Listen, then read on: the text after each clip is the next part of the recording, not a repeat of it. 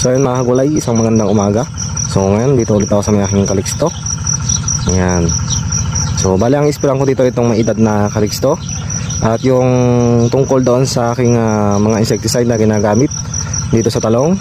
So papakita ko muna sa inyo yung isa sa mga lason na nasa set 2. So sa video ko tungkol doon, meron po tayong full video niyan sa aking channel. Gusto ko itong lason na to ay masubukan nyo na agad. So soon gagawin ko siya ng video talaga na para may pakita ko sa inyo na sabay-sabay. So ito muna ipapakita ko sa inyo dahil kararating ko nga lang dito ngayon sa Calixto F1. Ito yung dala ko. So ito yung isa. Ito yung kasama sa set 2 na sinasabi ko sa inyo. Pero soon gagawin natin ng actual, gagawin natin ng video para sa ganun masundan na ating mga magtatanong.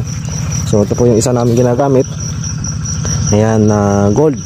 So gold rust po siya na aking ginagamit dito sa mga tanungan. Nakikita nyo, yellow level din siya kaya medyo mag-ingat tayo sa paggamit. So ito po yung kasalit nung aking set 1. So yung set 2, ito po yun. Pero may papakita pa po sa inyo at abangan nyo po yung aking ibang video tungkol sa set 2 kong mga insecticide. So yun, para may pakita ko lang sa inyo. At hindi ko pa kasi at ngayon umaga mag-i-spray pa lang ako. Medyo late na yung ating pagpunta kaya medyo nagmamadali na rin ako.